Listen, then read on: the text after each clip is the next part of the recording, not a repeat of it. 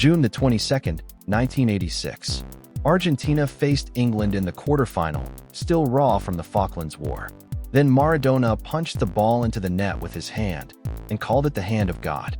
Minutes later, he collected the ball in his own half and ghosted past 5 England players to score what FIFA named the goal of the century. 2 goals. 1 genius. Italia '90 was a tournament of tight defenses and tense, nervy football. But it had a magical soul. Cameroon's Roger Milla, 38 years old and coaxed out of retirement, dazzled the world with his goals and his iconic celebration, dancing around the corner flag with pure, uncontainable joy. In the final in Rome, West Germany edged Argentina 1-0. Milla's spirit, though, lingered longest in the memory.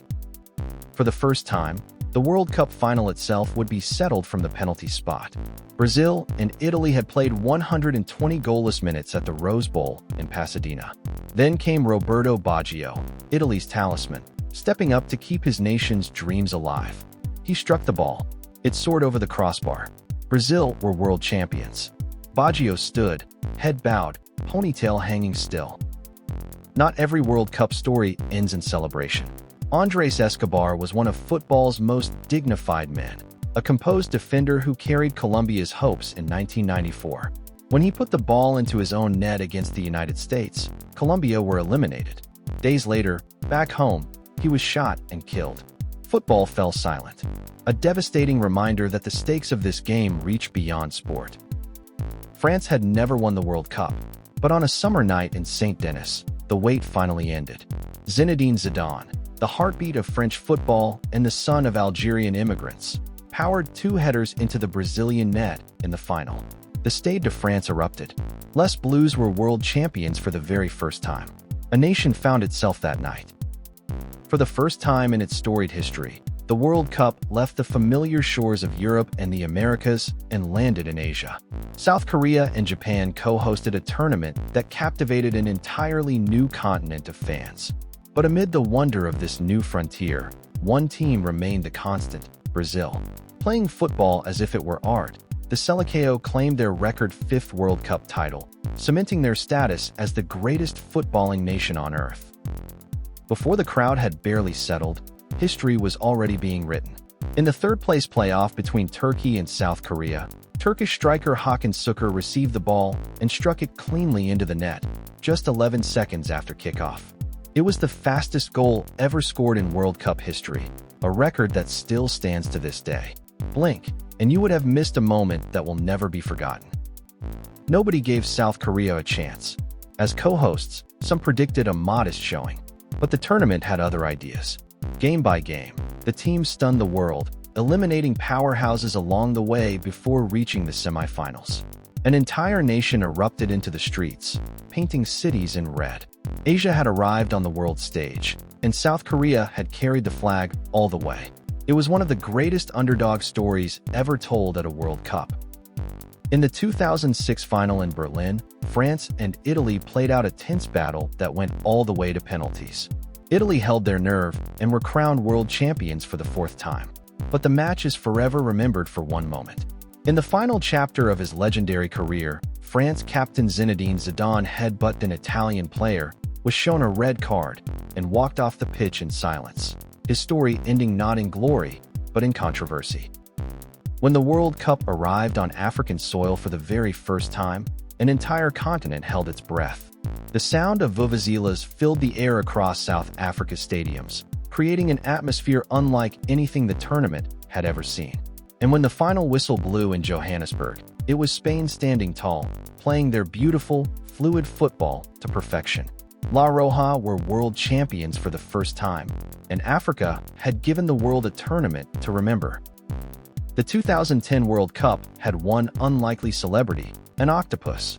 Paul lived in a German aquarium, and before each match involving Germany, 2 boxes of food were placed in his tank, each marked with a different team's flag. Paul chose one. Then he chose correctly again, and again. By the time the final arrived, Paul had correctly predicted every single result he was asked about. The world went wild. Paul the Octopus had become a genuine global superstar. Brazil had waited years for this moment. hosting the World Cup on home soil and reaching the semifinal. The stadium in Belo Horizonte buzzed with expectation. Then Germany began to score, and score, and score again. By the end, it was 7-1, a humiliation so complete it left the crowd in tears. Known as the Mineirazo, it was one of the most shocking results in the history of the sport. After the Mineirazo, Germany had one game left, the World Cup final against Argentina. In extra time, a single goal settled the contest, and Germany were world champions for the 4th time. But on a night of celebration, the spotlight also fell on one man. Miroslav Klose, quiet, consistent, and utterly relentless in front of goal, had just scored his 16th World Cup goal, surpassing the previous all-time record and cementing his place in history forever. When France walked out for the 2018 final, they carried a generation of extraordinary talent, and they delivered. Clinical, powerful, and relentless, they defeated Croatia to claim their 2nd World Cup title 20 years after their first. But 2018 will also be remembered for a technological revolution. For the first time in World Cup history, the Video Assistant Referee, VAR, was deployed to review key decisions. Football had stepped into a new era. With a population of barely 4 million, Croatia had no business being in a World Cup final. But in Russia, they defied every prediction, surviving 3 separate penalty shootouts on their way to the biggest match in their history. They played with passion, grit, and quality that captured hearts worldwide. They fell to France in the final, but that was never the point. Croatia had already made history, and for a nation so small, reaching the final was glory enough. For 9 decades, the World Cup belonged to summer, to blazing heat and long evenings. Then, in 2022, everything changed. Qatar, a small Gulf state where temperatures can reach 50 degrees Celsius, faced an impossible challenge. So the tournament did something unprecedented. It moved to November and December.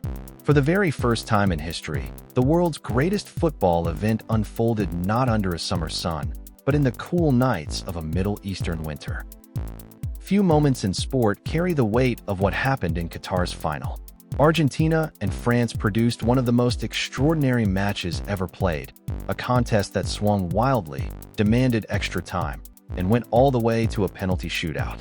And at the end of it all stood Lionel Messi, lifting the one trophy that had somehow eluded him his entire career. A footballing legend was finally, undeniably, complete. Modern football fans take penalty shootouts for granted, but there was a time when the cruelest form of elimination didn't involve boots or goalkeepers at all. In the early decades of the World Cup, knockout matches that couldn't be separated were sometimes decided by a coin toss or drawing lots, pure chance, with no say from the players. Imagine your World Cup dream ending not on the pitch, but on the flip of a coin. One nation stands above all others in the entire history of this tournament. Brazil have won the World Cup not once, not twice, but 5 times. Their football, fluid, joyful, and breathtakingly expressive, has captivated the world for generations. From the golden era of the mid-20th century through to the late 1990s and beyond, the Selecao have set a standard for excellence that no other nation has ever matched. Behind Brazil stand 2 European giants who have each conquered the world 4 times. Germany, disciplined, relentless, and built for tournament football. Italy, tactical, passionate, and capable of brilliance on the biggest stages. For titles each, neither has ever been considered anything less than a serious contender whenever the World Cup comes around. Europe's pursuit of global supremacy has defined much of this tournament's long and storied history. The FIFA World Cup trophy is one of the most recognized objects in sport. Crafted from solid 18-karat gold, it depicts 2 human figures raising the earth in triumph. It weighs just over 6 kilograms and is considered priceless. Here's the twist: no winning team ever takes the real trophy home. Winners receive an exact replica. The genuine article stays locked in FIFA's vaults, too precious to ever leave. Cast your mind back to 1930. 13 teams gathered in Uruguay to compete in the very first World Cup, a modest beginning by any measure. Over the following decades, more nations joined, more continents were represented, and the tournament grew alongside the beautiful game itself. What began as a small gathering of mostly South American and European sides has grown into a truly global competition, touching every single corner of the planet. The evolution continues. In 2026, the United States, Canada, and Mexico will co-host a World Cup unlike anything that has come before. For the very first time in history, 48 national teams will compete, 16 more than the previous format allowed. More nations than ever will experience the drama, the heartbreak, and the glory of a World Cup. A new era is beginning, and the world's greatest tournament just got even bigger. No other sporting event on Earth comes close. When the World Cup begins, billions of people across every continent pause to watch. Cities fall quiet during key matches. Strangers become brothers. Old rivalries give way to shared wonder. The World Cup is more than a tournament.